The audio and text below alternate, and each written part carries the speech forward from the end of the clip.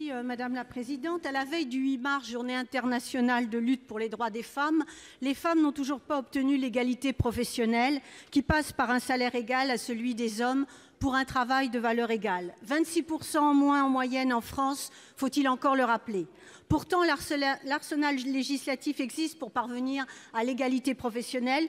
Tout récemment, les mobilisations des femmes, des associations féministes et des organisations syndicales unies ont permis d'obtenir une avancée en matière d'égalité salariale avec la mise en place d'une obligation de résultat pour les entreprises.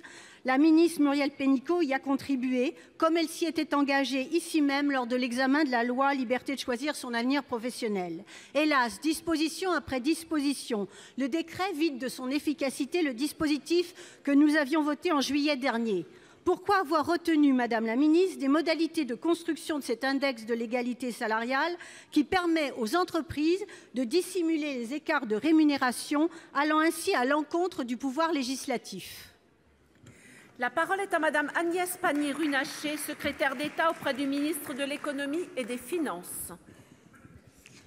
Madame la Présidente, Madame la Sénatrice, Mesdames et Messieurs les Sénateurs, vous l'avez bien dit, les femmes représentent 50% de la population active. Elles ne contribuent qu'à 37% du PIB, sont payées 9% de moins à fonction égale et 26% de moins sur le temps d'une carrière.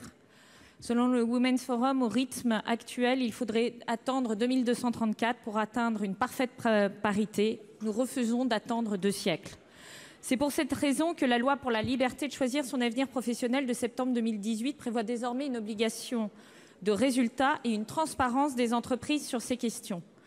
L'index pour l'égalité professionnelle permet cette transparence. Il a été élaboré avec les partenaires sociaux, comme vous le savez, et a été unanimement salué lors de sa sortie. Cet index ne porte pas que sur l'égalité salariale, mais aussi sur les chances de carrière et de promotion. Il porte aussi sur la parentalité avec l'item spécifique des congés maternité. Il est exigeant puisque 118 entreprises sur les 732 de plus de 1000 salariés sont en alerte rouge et quelques 600 montrent des progrès à faire sur les premiers résultats publiés. Il est assorti d'une sanction qui peut aller jusqu'à 1% de la masse salariale pour que les engagements pris par les entreprises ne soient pas en chocolat. Il est également propice à un dialogue social dans l'entreprise puisqu'il laisse un temps d'adaptation aux entreprises pour converger vers une parité parfaite. Je crois que ces éléments témoignent de l'engagement sans faille de l'ensemble du gouvernement pour la parité homme-femme. Je veux l'appuyer par les engagements complémentaires qui ont été pris par un certain nombre de sociétés, volontaires pour afficher le taux de femmes à tous les niveaux de l'entreprise et 2, s'engager pour chaque poste d'encadrement à avoir une candidate femme et une candidate homme, ce qui est la meilleure façon de nourrir le vivier et de promouvoir les femmes dans l'entreprise. Je vous remercie.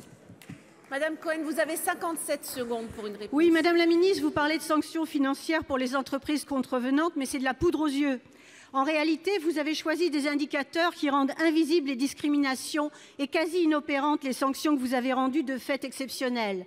Pire, vous avez même introduit un seuil de tolérance de violation de la loi.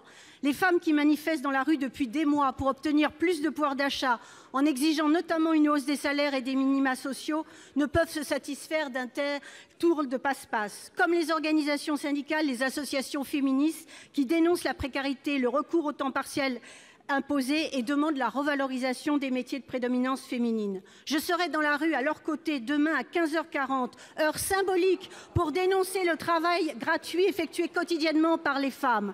À l'heure où le gouvernement cherche des financements et fait la poche des pauvres, l'égalité salariale rapporterait, selon la Fondation Concorde, 62 milliards d'euros, mes chers collègues, à l'économie française. Alors, Madame la Ministre, qu'attendez-vous? Pas de belles paroles, des actes.